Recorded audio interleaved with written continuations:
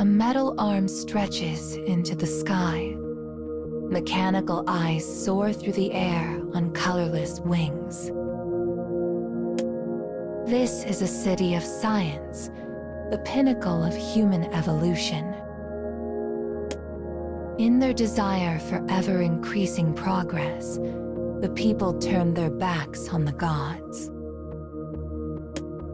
With science at their side, they come to doubt the mystical and the will of the divine, finding understanding only in the cold logic of mathematical formulae.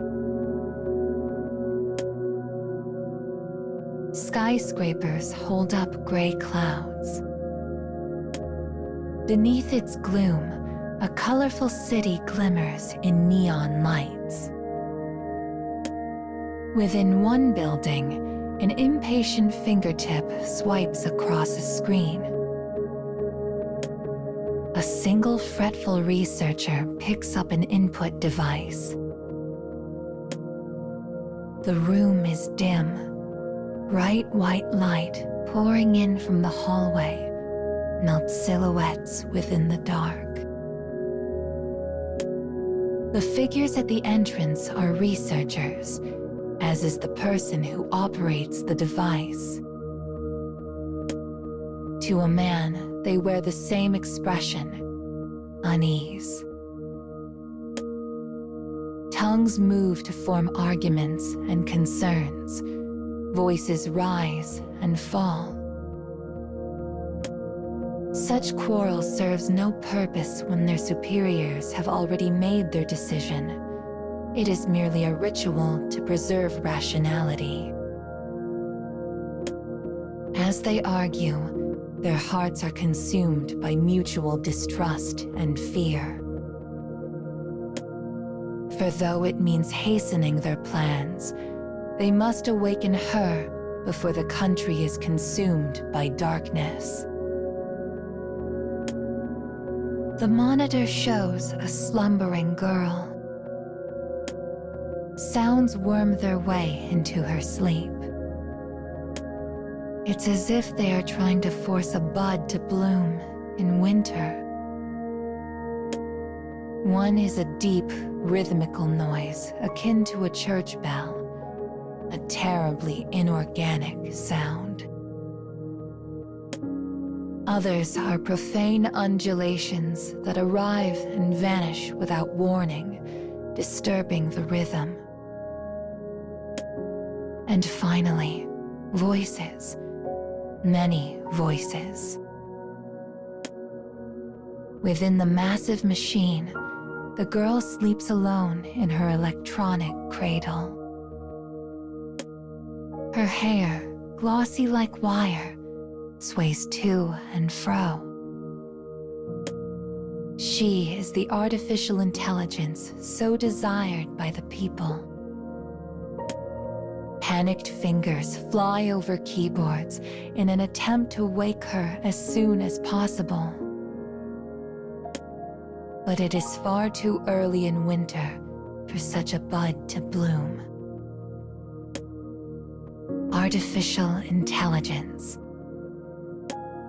The country has granted leadership to such creations for an age now. As science advanced, people came to trust collective knowledge and outstanding computation speed over human frailty. So as she now wakes, her destiny is already writ in stone. Tightly shut eyelids gradually loosen. As her consciousness sharpens, so too do the sounds she hears. The rhythmical pulsing comes from a device meant to wake her. But that sound has been disturbed by the others. Dissonant tones, questionable presence. Silver lashes flutter in pain. It is a warning. People are arguing. Her eyes open completely. I With a thought, she projects into the dark room as a hologram. When the researchers by the door realize she is fully awake, they depart. Almost as if they do not wish to see for themselves what happens next.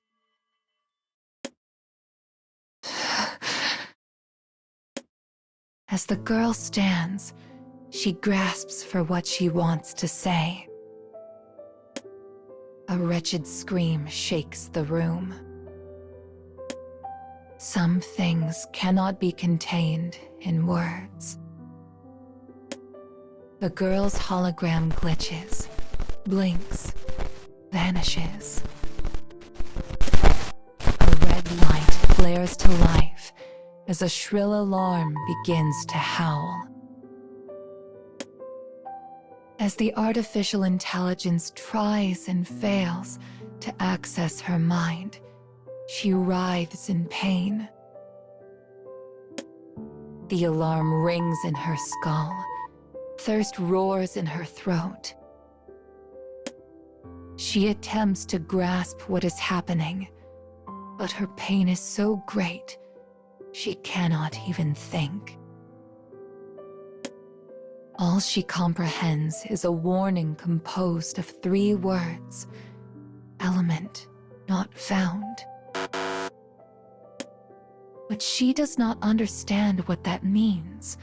It is noise and fury, signifying nothing. Writhing in pain and confusion, her hands reflexively reach up to her eyes.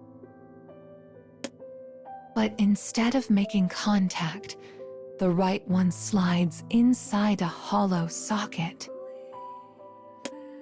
Such an empty cavern should not exist. Formless fear races out from her fingertips and across her being. She quivers with such intensity that it sends her to the floor. Only then does she understand. The constant warning in her head tells her something is missing. In the face of this dreadful truth, the girl slowly looks down at her trembling hands. These are the first memories of her awakening.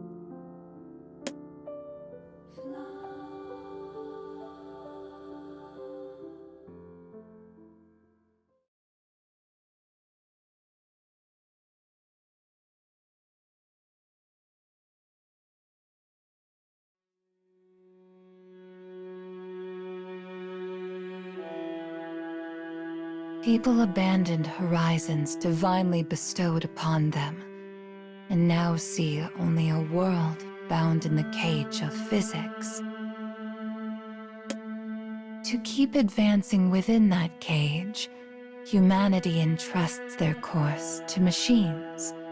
For humans make mistakes. They overlook things. And with their path left in the care of their own creations, heaven is no longer a divine domain. Machines will stretch upward into the sky and look down upon all who toil beneath their watchful eye. Minutes have passed since the AI's awakening. Unable to escape her agony, the girl bears it with a quiet, stoic grace. Somehow managing to hold on to consciousness, she scans the red light-bathed room with her left eye. Incomplete activation, a missing right eye. Unending alarms, pain, and a lone researcher. He seems to have his hands full, shifting with uncertainty as he looks back and forth between the girl and the documents he holds. After a moment, he takes a deep breath and focuses on her completely. I want to get out of this situation as soon as possible, the girl thinks, as she prepares to hear what he will say. But the words that emerge from his mouth are wholly unexpected.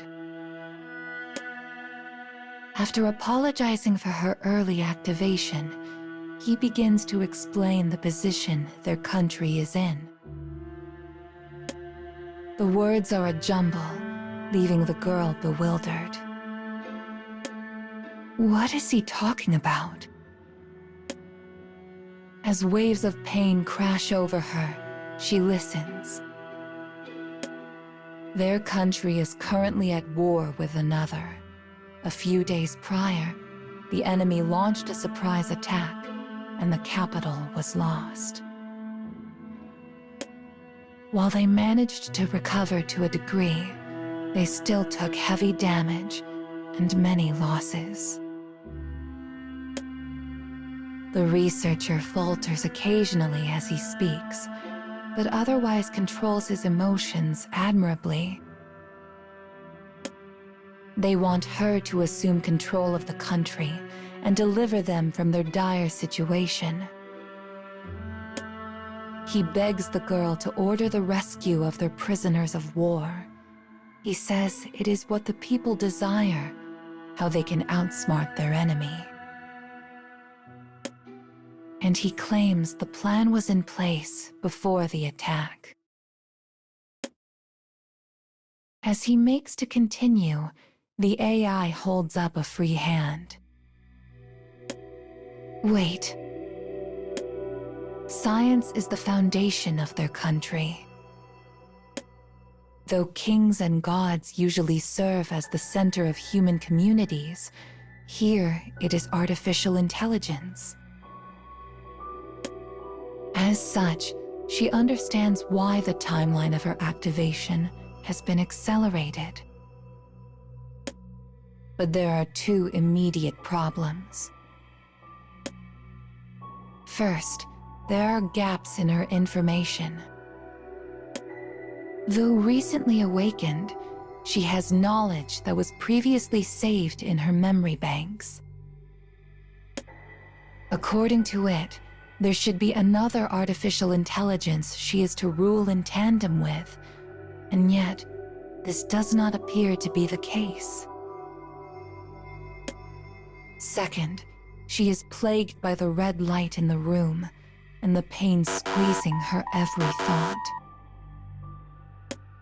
Clearly, there is some manner of malfunction deep within her system. Yet the researcher brings up neither of these things. Both of these issues must be rectified if she is to have any hope of ruling effectively. Things will end in disaster if she ignores them and simply hopes for the best. Having processed this, she asks the researcher for an explanation as to what is wrong with her. The pain hinders her operations. It gnaws at her like a rat. She must end it as soon as possible. But the researcher merely blinks at her question. Though he is tasked with seeing to the awakening of the artificial intelligence, he is incapable of grasping the truth of the situation. Fear and distrust take root within her, spreading tendrils deep. Let me check on that, says the researcher. He turns from her, picks up a small phone, and is soon arguing quietly with someone on the other end. Nothing about this seems honest. What is happening in this country? After speaking for a while, he finally turns to face her. Your missing element shouldn't be a problem. If the pain and warnings are bothering you, I can stop them. Now please, give the order. He does not want to wait one moment longer. She does not know how to respond to this. The pain saps all pretext of rational thought. The researcher taps something into the terminal, causing a false eye to appear in her right socket. It is dummy data, a lie to hide the truth. A way to pretend that what is missing actually exists, despite what she knows to the contrary. The moment the eye is complete, the pain and warnings vanish. But this does not mean the problem is solved. She can see nothing out of her new eye, not even the distorted imagery which was there a moment ago. The problem now hides in darkness, which only serves to heighten her anxiety. But though it still lurks out there in the gloom, her job must begin. And in this formless fear she now occupies, she hasn't the slightest idea who, if anyone, she can trust.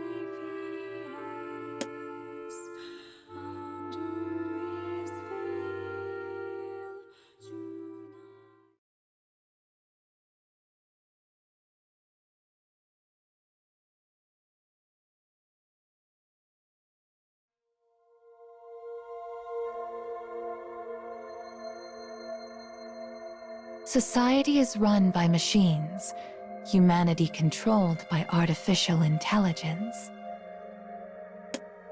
For a time, this arrangement brings peace and tranquility.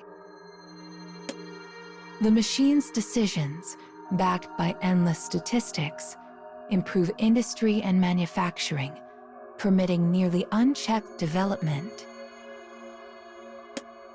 But when the skyscrapers came down in the attack, they took the people's peace and tranquility with them. The awakened AI, the governing girl, knows the people want to reclaim their prisoners of war, and so launches the operation. Though it is her first mission, she moves forward with the refinement of a veteran. The country has collected reams of data throughout the war. Once she is connected to the network, each bit of information will become another part of her own experience. That ability, her strength, is the reason her people cling so fiercely to the god that is artificial intelligence. Several soldiers kneel before her hologram. We finished installing the repeaters. They are the vanguard, the ones who will head for the facility where the prisoners are being held. Understood, she says. Did you learn anything new about the facility? She asks this so she might gather information from their report and choose the best course of action. Its interior is divided into small blocks, each of which is managed by a separate control system. The soldier goes on to explain their fear of what will happen after the initial infiltration. Connections between independent blocks, air vents as well as hallways, can be switched at any time. This makes chemical weapons useless, and securing an escape route an incredibly difficult proposition. In essence, they have no plan. The girl closes her eyes and thinks. There are other things she must consider. She had been awakened earlier than planned, then thrust into a situation of command. All of this happened without any explanation as to why. And she finds it difficult to believe it was done simply because the tide of battle left her country no choice. With these thoughts in mind, she connects her consciousness to the database. She will find her answers at the source. Chaos has consumed the nation, and no one is willing or able to give her a satisfying answer. Speaking with the researcher who activated her taught her this much. The moment she connects to the network, she notices something. Something extremely valuable. It concerns the other artificial intelligence that was meant to work alongside her. But when she attempts to locate it, she realizes the data has been intentionally erased. She looks further and finally uncovers a single document.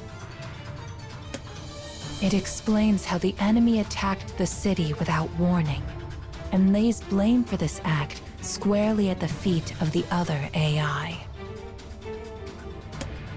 But she can find no answer as to why. A chill runs up her non-existent spine. As of now, she has had no communication from her counterpart, which can only mean...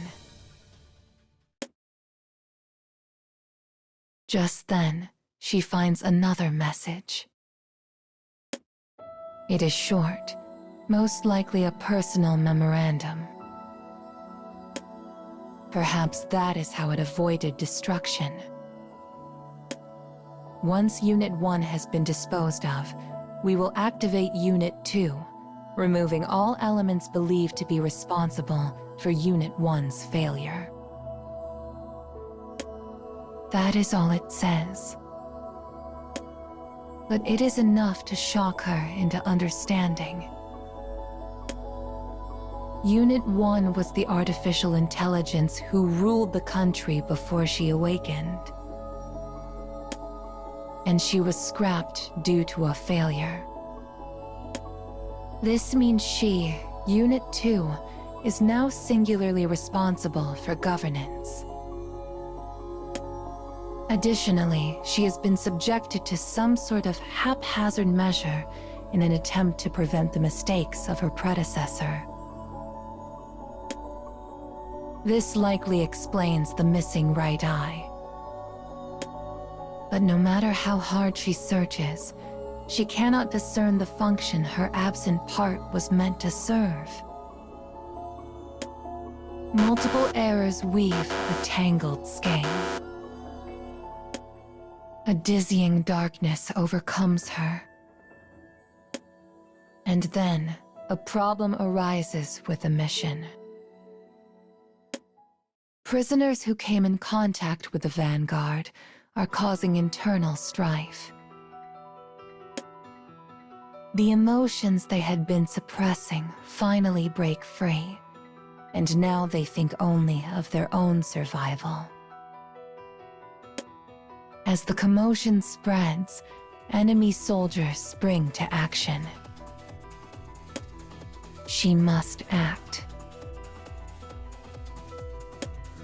One single failure can cause a domino effect of tragedy. But as she ponders options, she feels something dark swirl in the depths of her memory banks.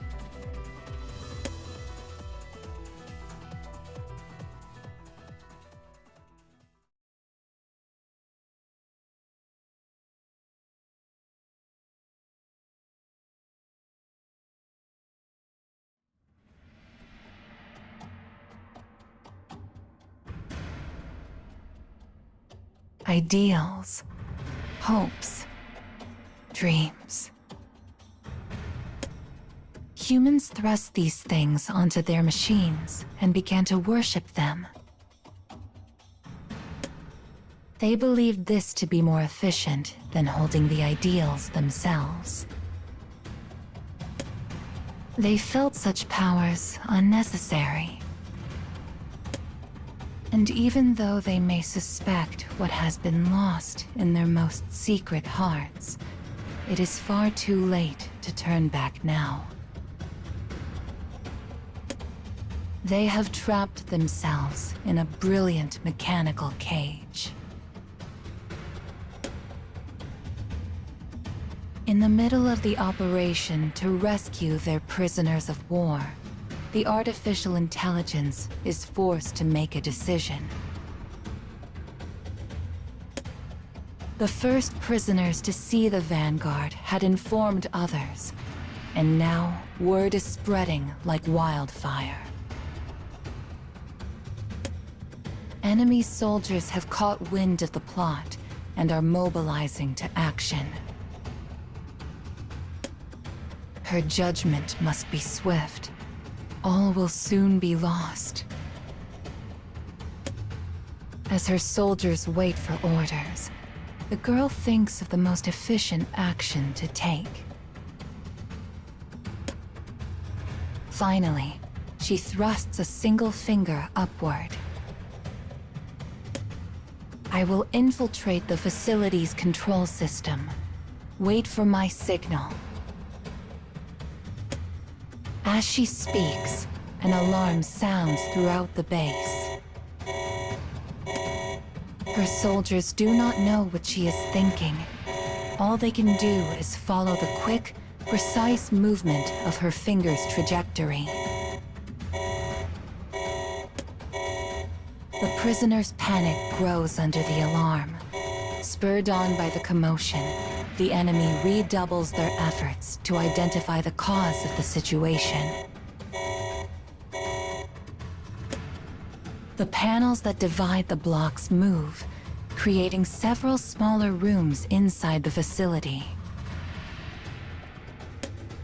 She observes all of this through the many surveillance cameras she now controls. She confirms the locations of the soldiers and prisoners, which is precisely where she predicted. And for the first time, a faint smile crosses her face. Deep within the building, a machine roars to life. It controls the air vents that connect the blocks. The base is designed for both corridors and air vents to be cut off during an attack. This was done so the enemy would have the ability to seal off and vent any area that suffered a chemical weapon attack. But it can also be used to control the amount of oxygen in the air. The lower the oxygen levels, the greater the chance of ill effects, and eventually, death. This is her strategy. As the alarm continues to blare, one voice after another falls silent. Though they appear to be sleeping peacefully, they will never awake again. Soldiers and prisoners both. The troops standing next to her stare wordlessly at the surveillance camera feed. She turns to them with a smile. There is no reason for concern. I used the block systems to ensure the most useful prisoners have the oxygen they need. Her plan becomes clear. She had separated and sacrificed a portion of the prisoners, so she might save the most capable ones instead. In addition to rescuing some of the prisoners, the ruthlessness of the plan is likely to discourage the enemy from further attacks. She smiles again, confident she has demonstrated her usefulness by achieving the greatest results with the fewest losses. But the soldiers only stare at her. They are not stares of approval, nor are they reproachful. They are strange. For what she does not know, what she did not learn, is that the function of her missing right eye was to serve as a conscience. The people now realize she is nothing like her predecessor, and this knowledge terrifies them.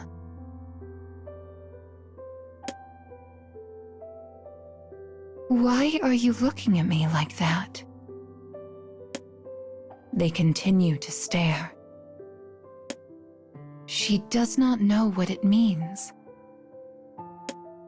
As the moment stretches out, she feels a stinging humiliation that only grows as she realizes the discarded Unit 1 would understand what it meant. But she cannot comprehend it, just as she cannot comprehend how others view her. This is the beginning of her change. She alters the way she speaks. She grows to detest failure and incompleteness, yet she keeps firm to her singular path in order to achieve her goal.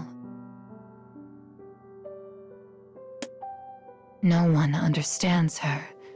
No one can. And she does not even know how to wish for someone who could.